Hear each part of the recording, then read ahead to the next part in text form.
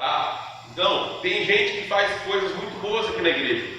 Tá? Eles são muito bons naquilo que fazem, mas eles ainda não aprenderam a liderar.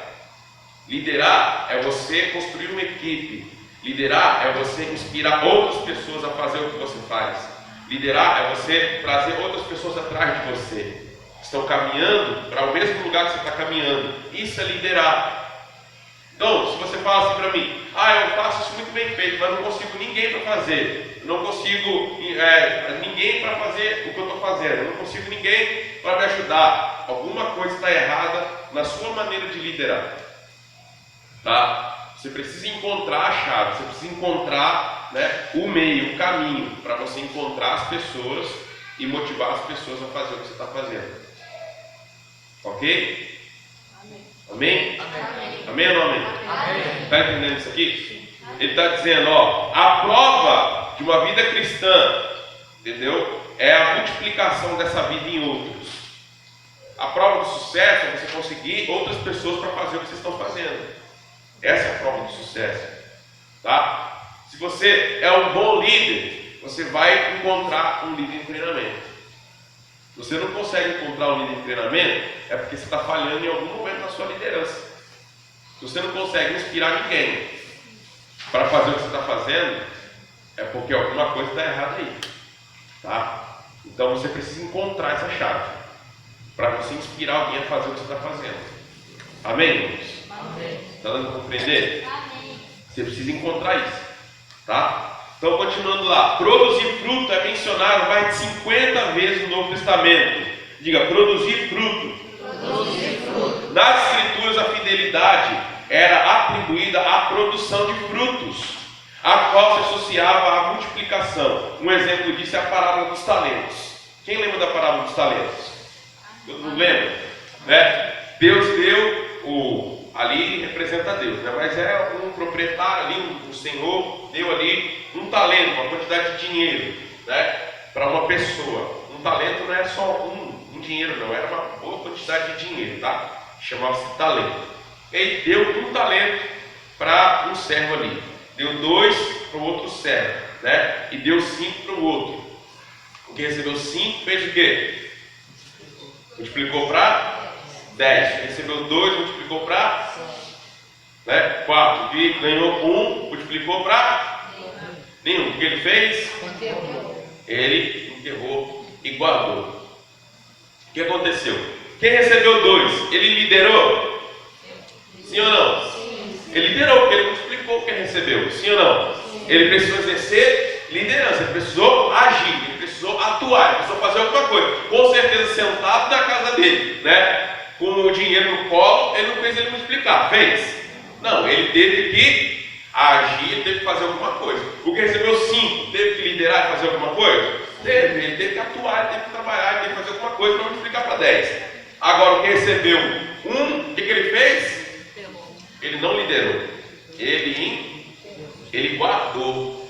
Ele falou assim, eu vou guardar aqui bem protegido para ninguém achar, vai ficar aqui protegidinho, etc. E ele devolveu para o Senhor exatamente o que ele recebeu. Ou seja, ele não liderou, ele não multiplicou, ele não levou adiante aquilo que ele recebeu, ele não dobrou, ele não multiplicou, ele não deu fruto. Tem muita gente na igreja que tem recebido dons de Deus, talentos de Deus, mas não tem multiplicado, tem guardado ali. É o meu, é igual aquele bichinho lá do Senhor dos Anéis, E o precioso, fica segurando ali, um sol cheio de ouro precioso, E aí não vai multiplicar nunca. Você tem que multiplicar. Você vai ter que se arriscar de vez em quando. Você vai ter que acreditar nas pessoas. Vai ter que confiar nelas, vai ter que dar oportunidade, vai ter que orientar, vai ter que corrigir, vai ter que puxar a orelha, vai ter que mandar uma milha, 2, você vai ter que fazer isso. Até que você consiga multiplicar em outras pessoas aquilo que você está fazendo. Ok? O livro pergunta, em que temos falhado? No corpo global de Cristo, dos dias de hoje, é raro encontrarmos verdadeiros ministérios de multiplicação. Muitos crescem mediante a adição, ou seja, em algumas igrejas permanecem no mesmo nível, com a assistência até mesmo diminuindo em outras áreas. Já falei isso daqui, tá? Aí ele vai, vou só dar mais um dado aqui que eu não falei, mais de 350 mil igrejas nos Estados Unidos estão diminuindo em frequência e se mantêm com a mesma quantidade de membros. 350 mil igrejas paradas, estagnadas e não estão crescendo lá nos Estados Unidos, numa estatística de 2009. Agora você imagina, aqui no Brasil não é diferente, tá? Enquanto tem algumas igrejas que estão crescendo, outras estão morrendo. Essas igrejas que estão crescendo estão recebendo os irmãos das igrejas que estão morrendo, né? Você está trocando de igreja, sai de uma igreja que está morrendo e vai para uma igreja que está crescendo. Mas ganhar alma mesmo, que não era de igreja nenhuma, que não estava em nenhum lugar, poucas igrejas estão fazendo isso. É só você observar a quantidade de batismos que tem em cada igreja e você vai reparar isso. É muito. Você vê igrejas aí de 500, 600 membros e não batiza 10 no ano. Mas recebe 50, 100 por ano de outras igrejas. Isso é uma realidade, tá? A nossa prioridade não é receber membros de outras igrejas, apesar de que isso pode acontecer e a gente não vai ter como fechar isso, não vai ter como proibir isso de acontecer. Mas a nossa prioridade é o quê? Levar pessoas ao batismo. Essa é a nossa prioridade. Nossa prioridade é levar pessoas que não estavam em Jesus, que não conheciam Jesus, até Jesus, para que elas se batizem e tenham um compromisso com Ele. Essa é a nossa prioridade. Amém, irmãos? Amém. Deu para compreender isso aqui? Então vamos embora. O que fez Jesus? Jesus tinha cronologicamente uma estratégia definida para criar um movimento de multiplicação. Primeiro, buscar os perdidos. Segundo, edificar os crentes. Terceiro, treinar os trabalhadores. Simples, mas revolucionário. Ele se preparou apropriadamente. Jesus passou os primeiros 30 anos sendo treinado para o ministério que seu pai tinha para ele. Ele cresceu em sabedoria, estatura e graça diante de Deus e diante dos homens. Ele treinou pelo exemplo. De acordo com João 17, a obra de Cristo consiste em fazer discípulos, fazedores de discípulos, em cada nação, os quais podem criar e sustentar esse movimento de multiplicação em todo o mundo. Quanto tempo Jesus ficou sendo treinado para o seu ministério? 30 anos. Quantos anos? 30 anos. Quantos anos? 30 anos. 30 anos ele ficou se preparando, né? Se preparando. E às vezes a gente não quer se preparar para liderar. Não é verdade? Não quer se preparar, a gente acha difícil, né? Ixi, tem que estudar, negócio de módulo 1, módulo 2, módulo 3, ai meu Deus, não aguento mais esse negócio de estudar. Deus ficou 30 anos se preparando antes de começar a ministrar, antes de começar a pregar, antes de começar o ministério. E a gente fica reclamando, vai ter que estudar um pouquinho, né? A gente tem que entender que essa missão, ela é a missão mais importante do universo, é ganhar almas.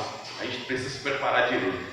Amém, irmãos? Amém. A gente precisa se preparar direito. A gente precisa gastar tempo sim, investir tempo sim nisso, porque isso é muito importante.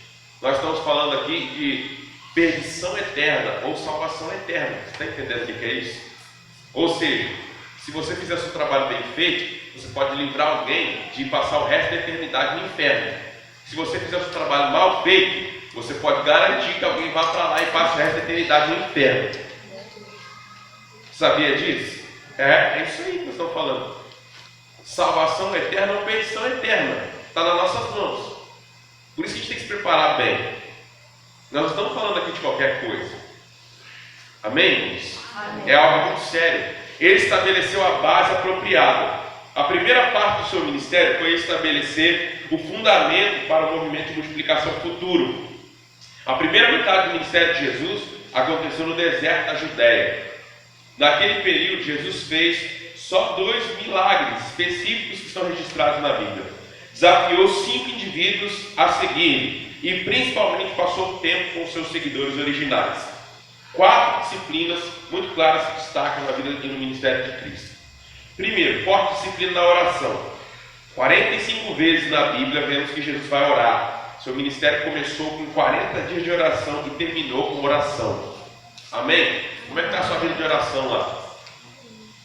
Como é que está a sua vida de oração? Jesus vai começar o seu ministério, que ele faz? Ele vai para o deserto e ele fica 40 dias lá orando, em jejum, orando. Ali ele é tentado pelo diabo, etc. Mas ele volta de lá. O que Deus diz que ele volta como? Ele volta como? Depois que ele sai de lá da tentação, os 40 dias, ele volta como? Cheio do Espírito Santo. Cheio do Espírito Santo, ele volta cheio de poder e autoridade. Porque ele passou 40 dias ali jejuando e orando, batalhando ali em oração. Tá? Quando ele foi escolher os seus 12 apóstolos, o que ele fez? Ele passou a madrugada toda orando. Depois foi escolher os discípulos. Quando ele estava para ser colocado naquela cruz, ele passou a madrugada fazendo o quê? Orando. Ele chamou lá, né, alguns, os principais ali, discípulos dele, e falou assim: vamos orar comigo aí. Ele passou a madrugada orando, né? Passou uma hora orando, voltou, os discípulos estavam dormindo. Fala assim: poxa, nem uma hora vocês conseguem vigiar comigo? Volta lá para a oração e deixa eles ali. Depois de uma hora ele volta de novo. Eles estão dormindo. Por 3 vezes Jesus vai lá até eles estavam dormindo. Ou seja, pelo menos Jesus passou 3 horas ali orando. Pelo menos. A cada uma hora ele ia lá chamar os discípulos para ver se eles estavam orando também ou não. No mínimo ele passou 3 horas orando ali de madrugada. Amém, irmãos? Amém. Jesus ele tinha uma disciplina de oração. Segundo, a disciplina da palavra foi central. Mais de 90 vezes Cristo citou o Antigo Testamento, referindo-se a 70 diferentes capítulos da parte da Bíblia. Então Jesus citou mais de 70 capítulos diferentes do Antigo Testamento, que está citado no Novo Testamento, saindo da sua boca, das suas palavras, dos seus ensinamentos. Tá? Então você tem que estudar a Bíblia. Amém? Você tem que ler a Bíblia, você tem que ter essa rotina. A disciplina de lembrar tudo que o seu pai havia feito e estava fazendo. Ou seja, Jesus era reverentemente submisso ao seu pai. Jesus era submisso. Você é submisso? Você se lembra de ter aprendido aqui? Você se lembra de ter aprendido aqui na escola de líderes? Quando você tem um desafio lá para fazer no seu grupo, você se lembra do que tem sido ensinado? Você faz o que tem sido ensinado? Jesus estava sempre se lembrando do que o pai dele tinha ensinado. Ele dizia assim: ó, eu não falo nada de mim mesmo, eu falo aquilo que eu aprendi do meu pai. Tudo que eu faço, eu aprendi do meu pai. Ele sempre fazia aquilo que ele tinha aprendido, ele era submisso. Mas tem muito líder que não quer ser submisso, ele quer fazer tudo que está na cabeça dele, ele não quer ser submisso. Ele não quer seguir orientação, ele não quer seguir aquilo que está sendo ensinado, ele quer inventar a roda, né? Então você precisa ser submisso, porque Jesus era submisso. Amém, irmãos? Jesus era submisso, nós temos que ser submissos. A disciplina de desenvolver relacionamentos amorosos com os seus discípulos e com as pessoas ao seu redor. Jesus desenvolvia relacionamentos e nós precisamos aprender a desenvolver relacionamentos. Amém? Você e eu precisamos aprender cada dia a desenvolver relacionamentos, a nos relacionar, tá? Continuando aí, ó. Ele treinou uma equipe. Depois do primeiro ano e 9 meses de ministério, o ministério de Cristo muda. Ele agora desafia 5 pessoas a ir mais profundo com ele: Tiago, João, Simão, André e mais tarde Mateus. Diga comigo: Tiago, João, Simão, André e Mateus. Foram desafiados a ser parte da primeira equipe de ministério de Jesus. Então já tinha se passado, segundo os estudos aqui, ó, mais de 1 ano e meio já havia se passado. E agora Jesus já estava caminhando com eles, pregando, eles estavam andando com Jesus de um lado para o outro. E agora Jesus escolhe esses 5 para eles caminharem mais próximo de Jesus, andarem mais perto de Jesus, estarem ali ajudando ele em alguma coisa. Mas não eram os apóstolos ainda, tá? Observa isso. Ele trouxe as pessoas para caminhar mais perto dele, tá? Mas não eram os apóstolos ainda, calma aí. Essa equipe inicial ainda não são os 12 apóstolos, são trabalhadores, não líderes dessa etapa ainda de suas vidas. Ele viu seus corações, seu potencial para o impacto ministerial futuro. Eles eram os mais disponíveis, fiéis, maleáveis, respondiam melhor à sua liderança. Lá no seu grupo, você tem que observar quem são as pessoas fiéis, quem são as pessoas leais, quem são as pessoas disponíveis, quem são as pessoas que você ensina e ele aprende e não fica questionando, ele está ouvindo o que está falando e está colocando em prática, né? Quem são essas pessoas que você pode contar no seu grupo? Traz ele para perto de você, não precisa dar cargo ainda, não precisa colocar você no livro de treinamento, mas traz ele para perto de você, começa a fazer caminhar contigo, tá? Porque foi isso que Jesus fez, ok? Continuando, nos próximos 2 anos, à medida que Cristo faz desses trabalhadores uma prioridade e também de outros que se foram unindo a eles, esses trabalhadores aumentaram para mais de 70. Então Jesus agora já tinha 70 trabalhadores, em que ele envia esses 70 trabalhadores de 2 em 2 para pregar nas cidades. Quem lembra desse texto? Amém. Né? Já preguei esse texto aqui. Então Jesus pega esses 70 que eram, né, um grupo lá que ele tinha de discípulos fiéis, envia de 2 em 2 para várias cidades para pregar. Eles vão pregando, expulsando demônio, curando enfermo, falando do evangelho. Eles voltam maravilhados. Amém? Amém. Jesus ainda não tinha separado os apóstolos aqui ainda, mas já tinha esse grupão de discípulos que estavam trabalhando, estavam envolvidos. Ele os exortou a servir. Depois de selecionar sua equipe ministerial, Jesus se mudou para Cafarnaum, Mateus 4,13, onde fez mais de 30 milagres e mais de 50 acontecimentos criativos com indivíduos e multidões. A prioridade de Jesus agora era capacitar sua equipe para que se convertessem em pescadores de homens. Ele escolheu líderes principiantes, depois de investir 2 anos e meio nos seus seguidores, selecionando uma equipe ministerial principal de discípulos. Jesus agora passa uma noite em oração e escolhe 12 discípulos como sua equipe de liderança futura. Esses líderes apostólicos foram escolhidos da base de trabalhadores aprovados. Então, Jesus tinha um grupo de trabalhadores aprovados, ou seja, ele já tinha 70 ali que eram fiéis, que eram comprometidos, que estavam ali engajados na obra. E agora, desse grupo, Jesus escolheu 12, ele observou, ele estava ali orando, passou a madrugada orando, ele escolhe 12 para ser a sua liderança. Ele liberou seus líderes. Depois de 1 ano de treinamento com seus novos líderes, Jesus então lhes transferiu autoridade total. Lá em Lucas 22, 28 a 30, ele diz: eu, pois, vos entrego um reino, como meu Pai o entregou a mim. Ele continuou a conduzir o processo através do seu Espírito. A última promessa de Jesus foi que ele estaria com eles para sempre, até a consumação dos séculos. Ele disse, né, assim como o Pai enviou, eu envio a vós. E ele enviou os seus discípulos para ir fazer a missão. Quando ele sobe, né, os seus 12 ali são os que começam agora a liderar a igreja. A igreja que fica aqui na terra é conduzida e liderada por esses 12. Mas eles não se tornaram os apóstolos de Jesus no primeiro momento. Jesus caminhou com eles, Jesus andou com eles, Jesus conheceu eles, Jesus observou o comportamento deles, Jesus confiava neles, acreditou neles. Depois de muita oração, de muito caminhar, Jesus viu o potencial neles e os chamou, os elegeu como seus 12. Aí a gente fala assim, e Judas? Com certeza, em algum momento, ele foi alguém de muita confiança. Em algum momento, ele foi alguém que estava ali, lado a lado com Jesus. Senão ele teria sido escolhido para ser um dos 12. Pode perceber que ninguém coloca alguém para cuidar das finanças se não for alguém de confiança. Sim ou não? Você daria o dinheiro do seu ministério, da sua igreja, para alguém que não é de confiança? Não. Judas era aquele que trazia a bolsa, ou seja, Judas era o tesoureiro do grupo. Então, ele era alguém de confiança.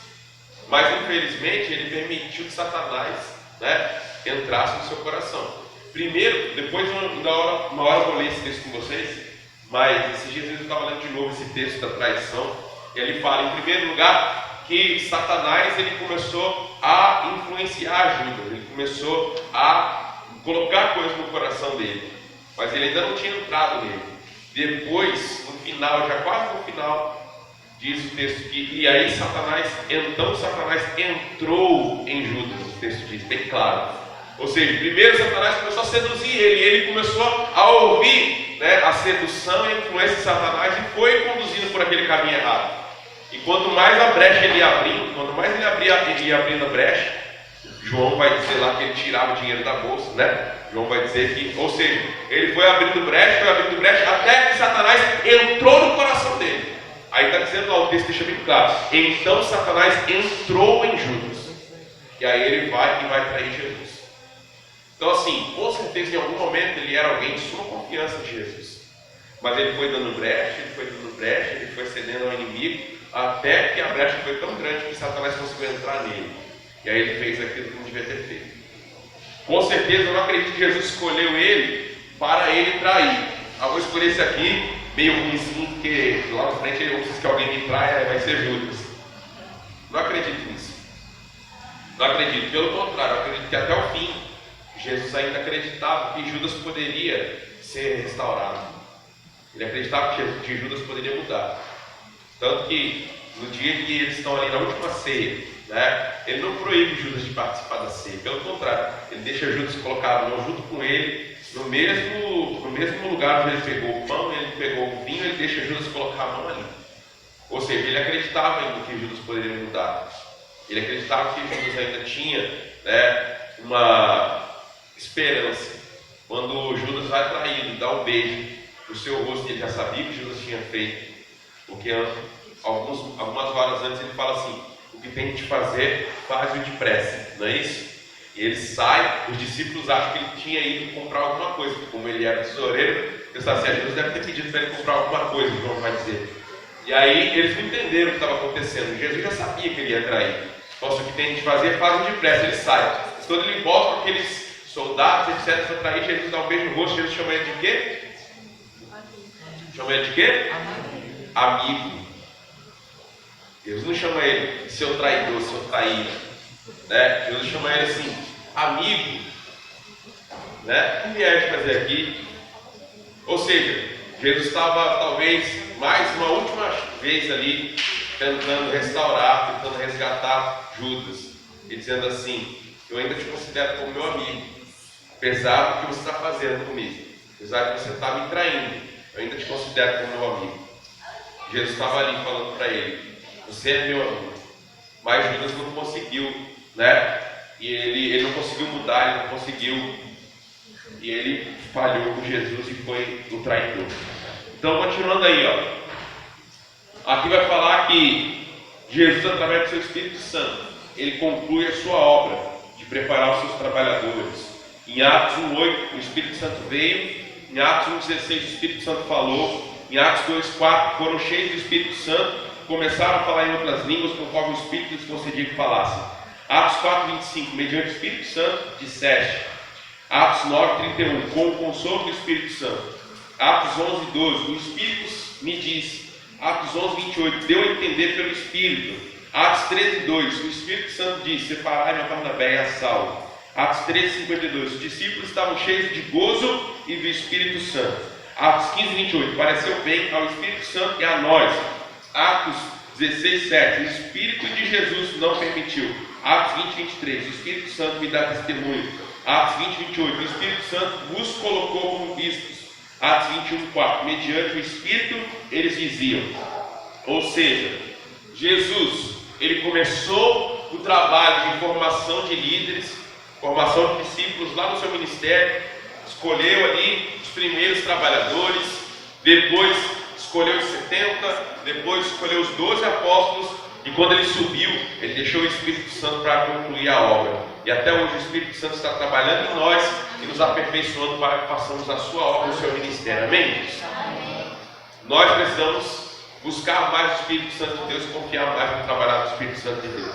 Em todo o tempo aqui no livro de Atos a gente vê o Espírito Santo sendo mencionado. Em todo o tempo, em toda obra, o Espírito Santo fala, o Espírito Santo orienta, o Espírito Santo age, o Espírito Santo separa, o Espírito Santo revela, o Espírito Santo prepara, o Espírito Santo capacita, ele enche, ele isso e ele aquilo. Muitas vezes nós hoje, nós nos esquecemos um pouco do trabalho do Espírito Santo, né? A gente começa a achar que é na nossa própria força que vamos fazer. E não é. Nós só vamos conseguir cumprir a missão se estivermos cheios do Espírito Santo de Deus, se formos orientados por esse Espírito. Amém? Amém. Se você estiver sendo direcionado pelo Espírito Santo, guiado, fortalecido, preparado, você vai ser um fazedor de discípulos.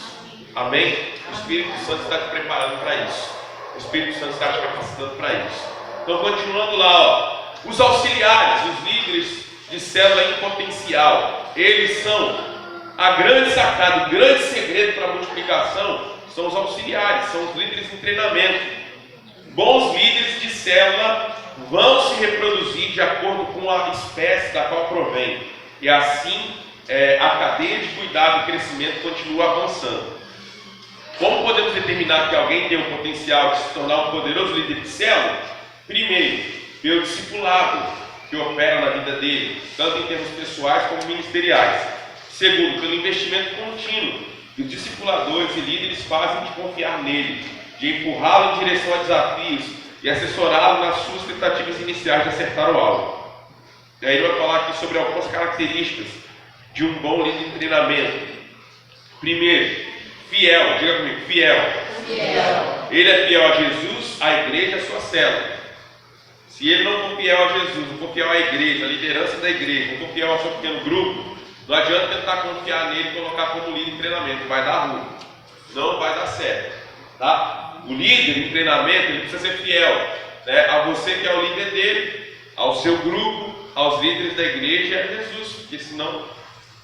mas como eu posso ser fiel a Jesus se eu não sou fiel ao meu líder? Não tem como. Essa cadeia não funciona.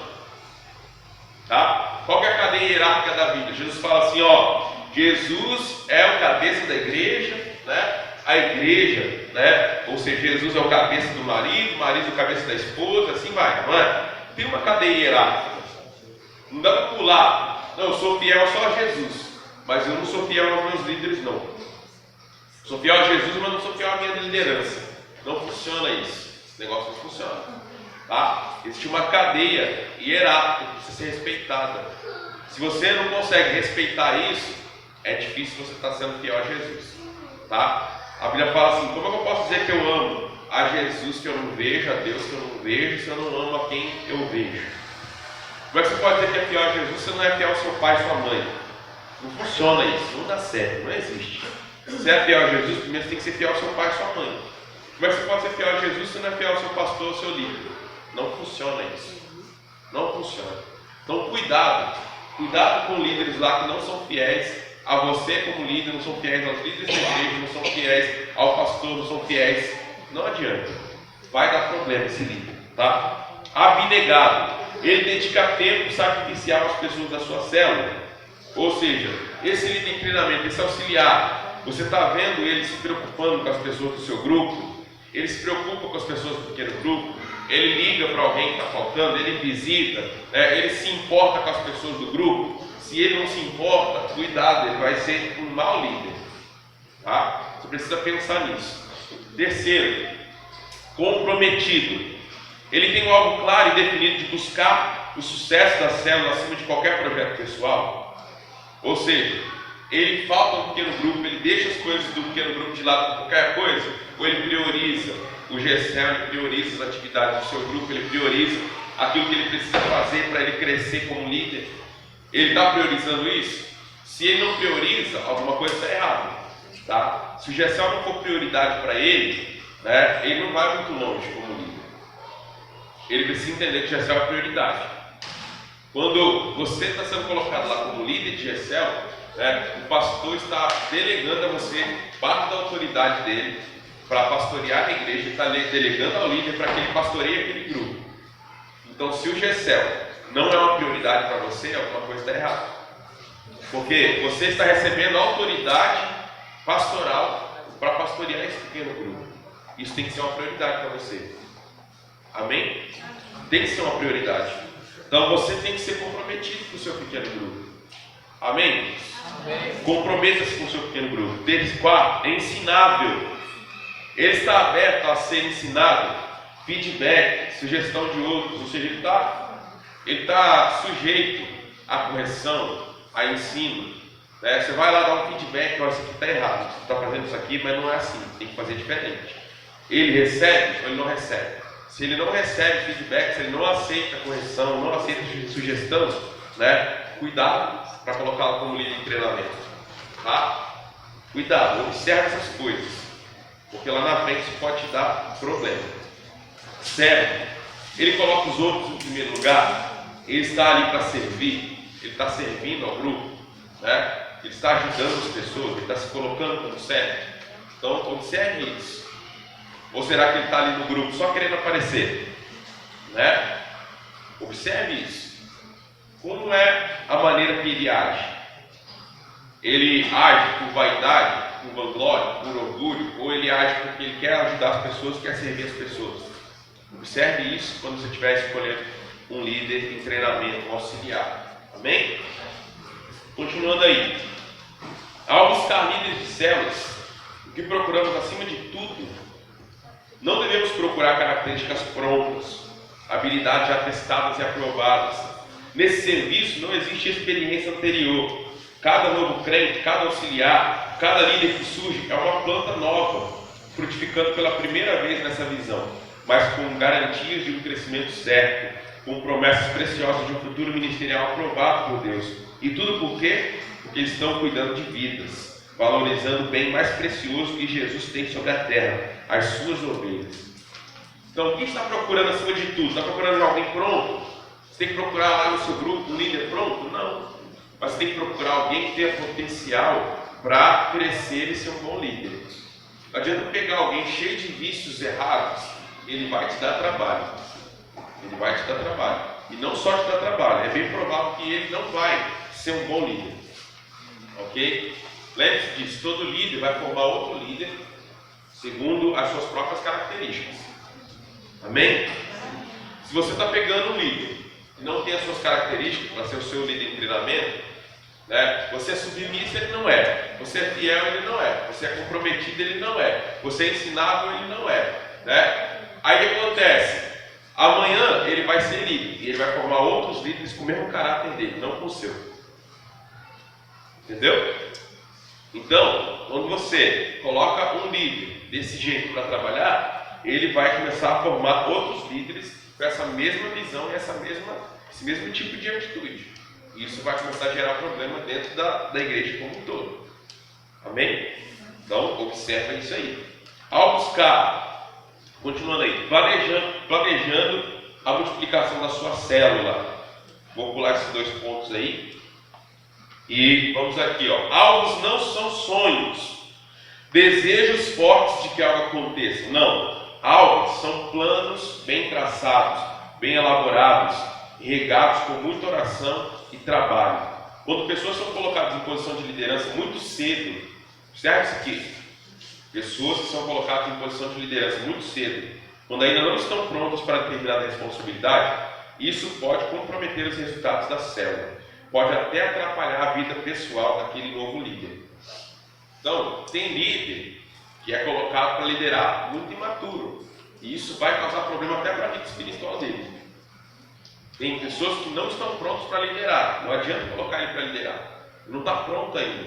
Você, como líder, precisa observar isso. Isso não tem a ver com idade, isso não tem a ver com tempo de igreja, né? Isso é outra coisa. Você precisa observar se ele tem maturidade para liderar ou não. Tem pessoas que já têm essa maturidade, tem outros que não têm. E você precisa observar isso. Cuidado para não colocar pessoas imaturas para liderar. Por quê? Porque essas pessoas, elas podem até ser prejudicadas na sua vida pessoal e espiritual depois, porque exercem um cargo de liderança e não estavam prontos para isso. Ok? Lembre-se, a quem mais é dado, mais é cobrado. Ixi, está fraco, hein? A quem mais é dado, mais é cobrado. Então, se a pessoa está pronta para ser cobrada, ela está pronta para ser cobrada agora mais do que era antes? Se não, então ela não está pronta para ser líder. Porque o líder ele vai ser cobrado, ele vai ser mais cobrado do que ele era antes. Enquanto ele era um membro, ele era só um membro, agora ele vai ser um líder, agora ele vai ser cobrado diferente. Eu não cobro os presbíteros da igreja como eu cobro os irmãos, eu cobro mais. Eu não cobro os diáconos como eu cobro os irmãos, eu cobro mais. Eu não cobro os membros normais como eu cobro os líderes, eu cobro mais dos líderes. Então, a cada degrau que você sobe, a cobrança é maior. A cobrança é maior. Então, você precisa deixar isso bem claro para as pessoas lá dentro do seu grupo. Por quê? Porque tem gente que não gosta de ser cobrado. Se ele não gosta de ser cobrado, então ele não está pronto para ser um líder. Porque o líder vai ser cobrado. Amém? Então, continuando aí. Encontre maneiras de reconhecer publicamente as células existentes. Ou seja, por isso que de vez em quando a gente chama aqui os líderes de pequeno grupo aqui na frente. A gente olha para vocês e mostra para a igreja, né, quem são os líderes, quais são cada grupo que está funcionando, para que a igreja conheça os líderes e saiba quem que ele pode procurar se ele quiser ingressar em algum grupo. É muito importante quando a gente chama os líderes aqui, por exemplo, no culto de domingo, que você venha. Às vezes, não sei, tem alguns líderes que não vêm na frente, né? E isso é importante. A igreja, tem um monte de gente dentro da igreja que ainda não está em um pequeno grupo. E ele olhando você ali, ele vai pensar, vou pro grupo de fulano, vou procurar fulano depois do culto e vou falar que eu quero ir para o grupo dele. Então você tem que estar pronto para isso aí, ok? quando for a apresentação do seu GCL aqui no domingo, não falte, né? Não pule isso, organize o seu grupo, apresente o seu GCL. Isso também vai motivar a igreja a participar do seu grupo, tá? Então, continuando lá. Crie um sistema de acompanhamento para os líderes existentes. Desenvolva um sistema de supervisão com aqueles líderes mais experientes, mais dedicados, que já multiplicaram suas células várias vezes. Estando qualificados, se estiver tempo, são eles que vão discipular e supervisionar os novos líderes e as novas células. Coloque os novos líderes debaixo desses, levando em conta a afinidade e a origem das novas células surgidas. À proporção que as células crescem, vão surgindo também novos níveis, novas estruturas, e alguns líderes vão subindo nas posições hierárquicas. Então, por exemplo, nós estamos com nossos supervisores em treinamento ainda. Depois que eles já tiverem multiplicado pelo menos 3 vezes, eles já vão ser supervisores oficialmente, né? E assim vai subindo. Amanhã ou depois vamos ter coordenadores. Amanhã ou depois vamos ter líderes de rede, né? Assim por diante. A coisa vai crescendo, né? À medida que os grupos vão aumentando, a gente vai crescendo a hierarquia também dentro dos pequenos grupos, ok? A gente ainda está se adaptando aí a algumas questões, mas eu creio que os supervisores de treinamento já estão visitando aí alguns grupos, né? Um mês sim, um mês não, visitando aí os grupos. E é importante essa supervisão, esse olhar para ver se tudo está caminhando da maneira que deve caminhar, ok? O líder deve ter um braço direito funcional, por muitas razões, para compartilhar os fardos, delegar responsabilidades, ajudar na administração do tempo, prestação de contas, etc. Os líderes de célula, em qualquer dos níveis de liderança e supervisão, devem ter sempre alguém trabalhando em próxima parceria com eles. Por isso você tem que ter alguém lá no seu grupo que seja o seu braço direito. Você precisa dessa pessoa, tá? Seja ele seu líder de treinamento já ou não, você precisa de alguém que esteja ali do seu lado no pequeno grupo, que você possa compartilhar responsabilidades, orar junto, né, contar com ele, compartilhar situações dentro do grupo que vocês são trabalhadas, né? Eu imagino que muitos líderes aqui não entenderam ainda algumas dinâmicas de liderança. Por exemplo, está acontecendo alguma situação dentro do pequeno grupo, algum problema entre algum irmão lá do pequeno grupo, alguém que não está indo. Você precisa se reunir com a sua equipe e conversar sobre isso. Você precisa reunir com o seu líder de treinamento, ou com o seu líder de treinamento, secretário de reunião, e conversar sobre o que está acontecendo no grupo. Isso você não vai conseguir fazer isso no dia do encontro. Ou você vai fazer antes do encontro, ou às vezes no outro dia, ou às vezes depois de um culto aqui, ou antes de um culto. Você vai ter que sentar com a sua equipe e falar: olha, fulano está assim, fulano está assado, fulano está agindo dessa maneira, está cometendo um pecado, está se desviando da igreja, fulano está brigado com ciclano, o que a gente vai fazer? Né? O nosso grupo está meio frio, né? O que a gente precisa fazer? Você vai ter que se reunir com esse grupo, com a sua equipe, e conversar sobre o seu grupo, tá? Porque se isso não acontecer, você só vai estar fazendo reunião, o encontro do pequeno grupo, só um encontro, e não resolve problema nenhum, tá? Então, você precisa observar isso. Observe o que está acontecendo no seu grupo, que precisa ser mudado, trabalhado, corrigido. Alguém precisa ser cuidado com um olhar diferente. Chama a sua equipe, conversa, vê o que tem que ser feito, tá? E vamos lá, porque senão o seu grupo vai ficar doente, tá? Cuidado, porque um grupo doente pode adoecer muitos outros grupos de pessoas, ok? Por exemplo, quando você tem um GCL doente, o pessoal começa a falar mal, né? Aí o cara vem para a igreja e começa a falar mal de GCL. Aí um que fala mal aqui começa a influenciar outro, daqui a pouco tem um monte de gente falando mal de GCL. O problema é o GCL? Não, o problema é que aquele GCL está com problema, precisa ser resolvido. E se não resolver, começa a alastrar na igreja. Então, todo GCL, ele vai passar por algumas situações que precisam ser resolvidas. Se o líder não tiver um olhar ali clínico para ver o problema logo e atuar naquela situação, isso pode gerar um problema ainda maior. Ok? Então, continuando aí, a gente já está terminando já. Encoraje as pessoas a frequentarem as células existentes antes de começarem as novas. Ou seja, a gente não vai colocar nenhum líder para liderar um pequeno grupo sem que ele já esteja vivenciando a rotina dos pequenos grupos. Então, fez o curso tal, quer liderar. Você está em alguma célula já? Está em algum GCL? Não está? Então você tem que entrar em algum GCL. Lá você vai caminhar lá até você poder liderar. A gente não coloca nenhum líder para liderar sem que não tenha vivenciado a experiência do GCL, ok? Essa frase que eu quero terminar com essa frase aqui, mais no final, esse restante aqui, eu vou deixar para vocês lerem na casa de vocês. Lerem na casa de vocês, ok? Então só isso aqui, ó, que é bem interessante. A boa ave choca seus próprios ovos, não ficando atrás dos filhotes alheios já crescidos. Mesmo assim, devemos estar atentos para os casos de adoção espiritual e ministerial, pois eles existem. Só não devemos retirar filhotes do ninho dos outros quando eles não estão órfãos. Ou seja,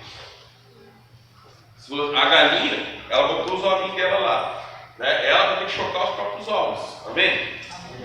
Não adianta ela não choca nenhum ovo, aí quer pegar o filhotinho do outro lá, né? Do ninho do outro para poder estar no seu ninho. Isso não dá certo. O que ele está querendo dizer aqui? É que você tem que gerar os seus líderes em treinamento, sua equipe, dentro do seu próprio GCL. Não ficar catando do GCL do outro, né? É lógico que isso pode acontecer, pode. Existem algumas situações que são complexas. Por exemplo, nossos grupos de crianças e pré-adolescentes, a gente vai ter dificuldades. A gente não vai colocar criança para liderar criança, nem vai colocar pré-adolescente para liderar pré-adolescente. Então esses grupos principalmente, a gente vai precisar da ajuda de outros grupos que possam nos ceder pessoas para estar liderando os grupos que se multiplicarem das crianças e pré-adolescentes.